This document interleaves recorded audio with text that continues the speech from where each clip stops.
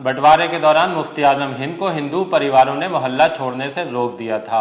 अब उसी रवायत को काजी हिंदुस्तान मुफ्ती अजद रजा खान ने जिंदा रखा है। उस घर को वापस कराकर जो विवाद का सबब बना हुआ था, रिश्तों में दरार डाल रहा था। आदाब, नमस्कार, मैं वसीम अख्तर और आप देख रहे हैं द लीडर हिंदी। हम बात कर रहे हैं उस मकान की जिसे लेकर पिछले एक सप्ताह से विवाद चल रहा था। ये मकान काजी हिंदुस्तान अजद रजा खान कादरी के मकान के ठीक पीछे है। इस मकान को सलमान मियां ने 95 लाख में ले लिया था। इसका रजिस्टर्ड एग्रीमेंट भी हो गया था।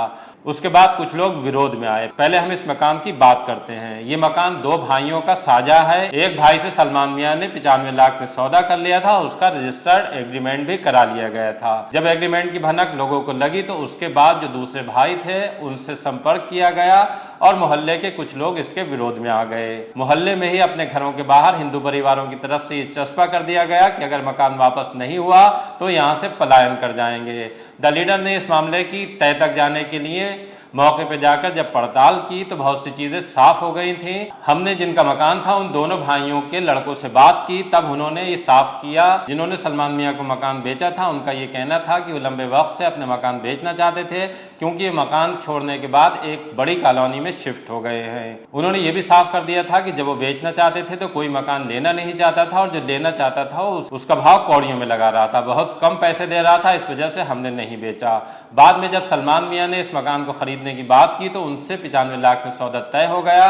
तभी से इस बात को लेकर विरोध हो रहा है। कुछ लोगों ने मकान की दीवार भी गिरा दी थी।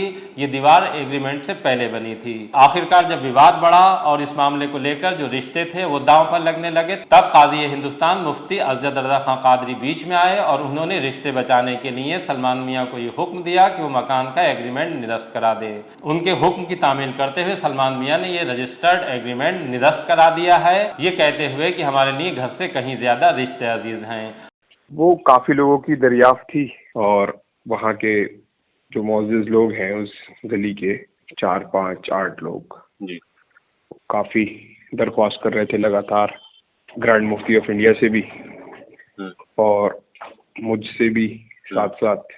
तो वो अपने बुजुर्गों की जो रिवायात रही हैं हमारे, उसी को देखते हुए उन लोगों की दरख्वास्त को हजरत के हुक्म से मैंने, हुजूर अजद मियां साहब के हुक्म से मैंने उसको निरस्त कर दिया। मैंने कहा अगर कहीं किसी को कोई परेशानी है, तकलीफ है, तो दरगाह आला हजरत से हमेशा अमन व अमान का पैगाम गया है और इंशाअल्लाह आगे भी जाता रहेगा। उसी कड़ी में मैंने उसको निरस्त करा दिया और सेम अमाउंट जिसमें हमारा उनसे डिसाइड हुआ था, हमने सेम अमाउंट में ही उनको वापस किया है। न्यूसेंस लोग कर रहे थे तो हमने अपनी बात रखी वहाँ पर और कहा कि बाउंड्री वॉल जो है जिन लोगों ने तोड़ी है जिस मकसद के तहत, तो उनको मकसद में कामयाब नहीं होने देना है।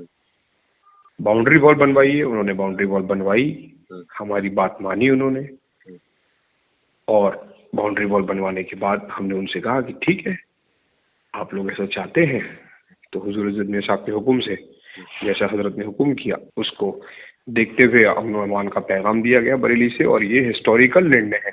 आज की तारीख में मैंने उन लोगों से भी पूछा क्या आप अगर ये मकान लेते तो क्या सेम पैसों में वापस करते, तो उन लोगों ने भी, जबकि उसमें जो ये बात कही मैंने जिन लोगों से, उनके नाम हैं अनिल मुनी और अंशु महाराज, जो वहाँ के बहुत जिम्मेदार लोग हैं, और नीतू मल्होत्रा हैं, तो ये जिम्मेदार लोग हैं। अतुल कपूर जी वहाँ के जो पार्षद हैं वो भी मौजूद थे। मैंने उनको पूछा कि आप इस चीज़ को इस तरीके से कर पाते, तो उन्होंने कहा नहीं साहब नहीं देते, हम भी नहीं देते साहब इस तरीके से। और आपने हमारा मान रखा, हमारे समाज का सम्मान रखा और जिस तरीके से अमन व अमान का बरेली शरीफ से पैगाम पूरी दुनिया भर में जाता रहा है, ये भी उसी तरीके से अमन व अमान का पैगाम देने के लिए इस काम को किया गया है। हमने रिश्तों को और मोहब्बतों को कायम करने की ये चीज़ की है।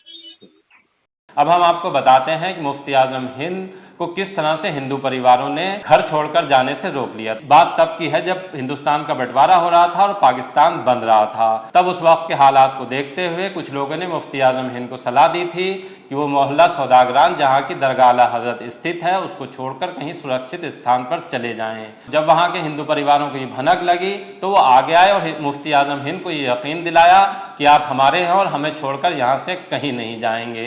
मुफ्ती आजम हिंद ने भी उस वक्त ये साफ कर दिया था कि हिंदुस्तान में हमारे आबा व अजदाद के मज़ार हैं और मैं ना हिंदुस्तान छोड़कर जाऊंगा न ये मोहल्ला छोड़ूंगा। उसी तरह का रुख अब काजी हिंदुस्तान मुफ्ती अजद रज़ा खां कादरी ने दिखाया है, जो दरगाह ताजुश शरिया के सज्जादा नशीन हैं। उन्होंने जब ये विवाद खड़ा हुआ तो साफ कर दिया कि जो गंगा जमनी तहजीब है, जिसकी मिसाल दुनिया भर में बरेली को लेकर जानी जाती है और ख़ास तौर से मोहल्ला सौदागरान को लेकर जहाँ की दरगाह आला हजरत स्थित है, अगर हम मोहल्ला सौदागरान की बात करें तो ये बिहारीपुर का पूरा इलाका है और इस बिहारीपुर में 100 से ज़्यादा मंदिर होंगे। उसमें दरगाह आला हजरत इकलौती दुनिया भर में सुन्नी मुसलमानों का मरकज़ है। यही वजह है कि इस मोहल्ले से दुनिया भर को हिंदू मुस्लिम एकता का, गंगा जमनी तहजीब के मजबूत होने का पैगाम हमेशा से ही दिया जाता रहा है। लेकिन एक घर को लेकर जिस तरह से विवाद खड़ा किया गया और अब उस विवाद को जिस तरह से ख़त्म किया गया है, वाकई काबिल तारीफ़ है।